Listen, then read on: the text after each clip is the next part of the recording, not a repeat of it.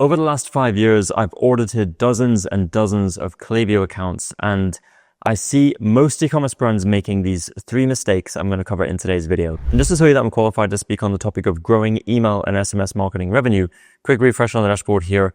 In Klaviyo, one of our clients, you can see in this time frame, just over $1.8 million in revenue, 33.46% of the total. And we help e-commerce brands scale. We have 2 different departments within our business. One department is more on customer acquisition, Facebook ads based, and the other department is retention marketing. And that's mainly around email and SMS marketing, LTV strategy, and more. And if you want, you can cut to our website. There's a link down below. The first one in the description will bring you here, and you'll be able to look at some of our case studies, watch some of our testimonials with clients, and even book a time to chat with me. Quick 20-minute chat. It's free. And we can see if we can actually help you. If you're in a position where you want an agency to come in and help you scale your brand, either on the customer acquisition side or the customer retention side, or both, then this is exactly what we do. Okay, we work with brands. Usually brands come to us doing over 200K per month in revenue. We do work with some brands over 100K per month in revenue as a starting point. So if you're around that mark or above, then we could be a great fit for you. So let's get straight into the 3 mistakes that I see e-commerce brands making when it comes to their flows. Now, the first one is not sending enough emails per flow. So the opportunity is to send more emails per flow. And this sounds super generic and super obvious, right? And you might be tempted to click away from this video because you're like, okay, of course. However, you'd be surprised. The amount of Klaviyo accounts I audit, even what I've audited this year, that don't send enough emails per flow is incredible. And if you look in your own emails, then maybe there's opportunities for you to send more emails in some of these flows. So browse abandoned, we usually have 2 emails here. Now, some e-commerce brands don't even have a browse abandoned flow set up. But if you do, you likely are only sending 1 email. If you're sending more than that, great. But we tend to see 2 emails be the sweet spot for a browse abandoned. Now, we talk about the abandoned cart. We like to send 3 emails, and most brands send 1 or 2. So there's opportunity for at least 1 or 2 more there as well. Same when it comes to the abandoned checkout. Usually, I only see 1 or 2 emails there. And usually they're the exact same as the abandoned cart, but I would create some variation, right? The abandoned cart and the abandoned checkout, they are very similar in terms of their stage, but abandoned checkout is higher intent than the cart. So you could send emails faster, shorten the time frame to get them over the line faster, okay? Those are just some things you can play around with within the time delays of the abandoned checkout sequence. Now, other emails that you want to include in these sequences are specific ones about handling objections, because they're so close to making the purchase that they might just need answers to some questions that they have, okay? Welcome flow. Within the welcome flow, we tend to see the 5 to 7 emails as the sweet spot. Sometimes you can send more, depending on the price of your product, depending on how long you extend those out. But we tend to see 5 to 7 emails covers all we need to cover about the founding story, the product features and benefits, the brand unique mechanism, and just reminders of the discount that they opted in for.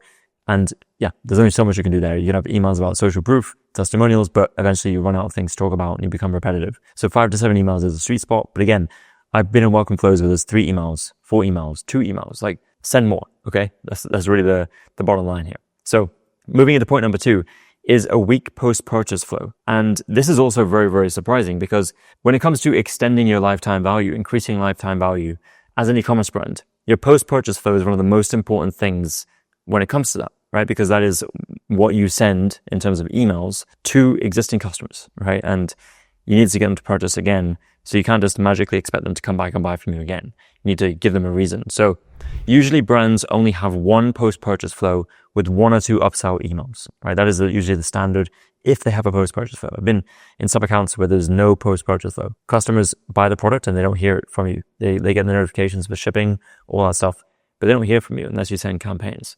Okay. So the opportunity lies in branching your post-purchase flow. So different emails are sent to different customers depending on what product they purchased. And you could also separate these out as different flows, or, keep them in the same flow, but just different branches. Now, if you sell different types of products that are complementary and you can cross-sell those products, then this is perfect for you. And if you sell products that aren't so complementary, still, you can do this. If you only have 1 product, like a 1-product store, guess what?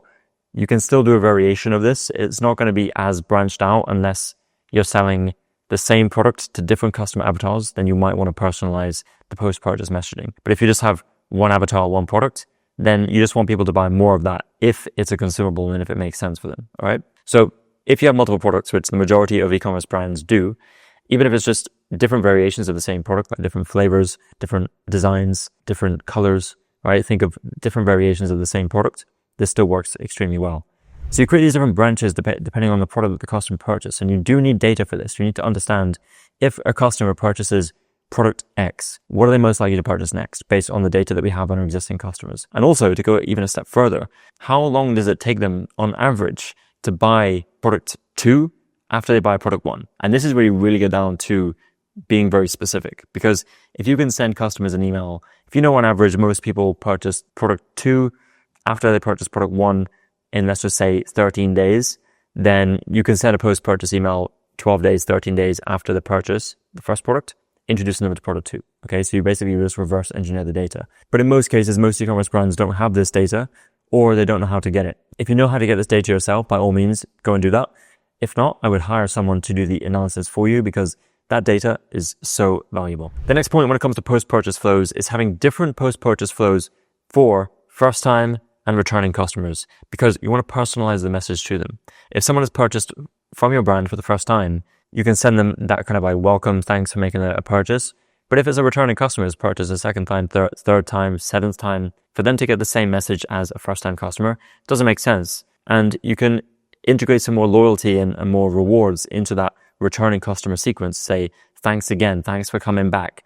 And they get recognition for actually buying from you again, right? The amount of products that I buy over and over again, and they still send me the generic, thank you email. They could do so much more by just personalizing it and saying, hey, we've noticed that this is your 10th order. We just want to say thank you. And, we're working hard to get your product out, to get your order out as fast as possible. Like something personal, right? These are your customers at the end of the day. You should take the extra time to personalize the message to them and make them feel like they're valued.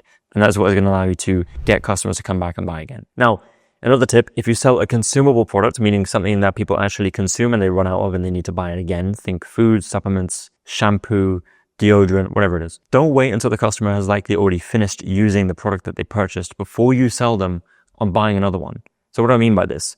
Let's just say it's a deodorant, and the deodorant is going to last me 2 months. Okay, just on average. Not saying that every customer lasts 2 months. Depends on how often you use it and how much of it you use every time. So what we could do is we could use correlation data to say, okay, on average, it takes a customer 2 months to go through one of these tubes of deodorant. Okay. So what we can do is let's not wait until the end of month 2 to then say, hey, do you want another one? Let's do it as we maybe get into week 6, so 1 month and a half. So we're kind of already near month 2. We know that they're going to be running out soon. And we hit them in that email at the perfect time to say, hey, hope you're enjoying the product. You're running low, stock up. Okay. And you can add in some urgency there. Maybe you can get them to join a subscription program, because you say, hey, by joining a subscription program, you stock up automatically whenever you want it. And by the way, you also get 15% off and these free gifts. And, if we run out of stock, you still get the product first before other competitors. Like all these different things that can get people into a subscription program. And there's a huge opportunity there, right? Like the amount of brands that don't do this is actually mind blowing. And the third and final mistake I see is no VIP flow or an underutilized VIP flow. So one of the simplest ways to increase customer lifetime value, LTV, is to give your customers status or status. Once a customer spends over a certain dollar amount with you, or once they purchase a specific minimum number of units, grant them status, such as a VIP customer, diamond status, etc. Think of how airlines or hotels do this, right? The more points you rack up, the higher your status goes.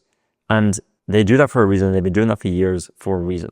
And it's actually been proven that if you give your customers a label, like a status label, then they will actually spend more money with you. And this does not cost you anything. To give someone VIP status does not cost you anything. You just have to set up the flow that has the right triggers and the right filters, so you send that to the right people at the right time. Okay?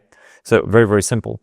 And what you can do with this flow is you can send a series of emails. So the first email is about introducing them to their new level of status and their benefits, right? You introduce them. Here's what your level is. Here's what it means. If you have multiple tiers, also show there's multiple tiers. Don't just show the level they are now. Show where they should get to and why. You're starting at silver, but we also have gold, we also have platinum, etc. And then you also want to send, after this first email, 1 or 2 additional emails, reminders that encourage them to redeem the benefits of being a VIP status or diamond status, whatever it is, right? And you want to make the benefits attractive and easy to redeem, of course, very obvious, but you would be surprised how, even with loyalty programs, how boring they are. Like no wonder no one uses a loyalty program, because it's boring. There's no incentive. For me to get $5 off, like I'm not doing anything for that, right? So you have to make it attractive, easy to redeem, And your VIP program should be so attractive that customers want to stay a part of it. And customers tell their friends, like, hey, I'm a VIP customer and I get these benefits. You should become one too. And they start recruiting their friends and their family to become customers. And, because of those benefits, and maybe those friends and family don't become VIP members, but they purchase. And this is the whole idea, is that you're investing in your customers who are the most loyal with you to essentially double down on that loyalty and extract the highest LTV you can from every one of those customers. But these are also your market. This is your sales team, right? And there's so much more you could do with that team, those customers. You could get them to sign up for an affiliate program where every time they send you a customer, you give them a kickback, you give them something for free.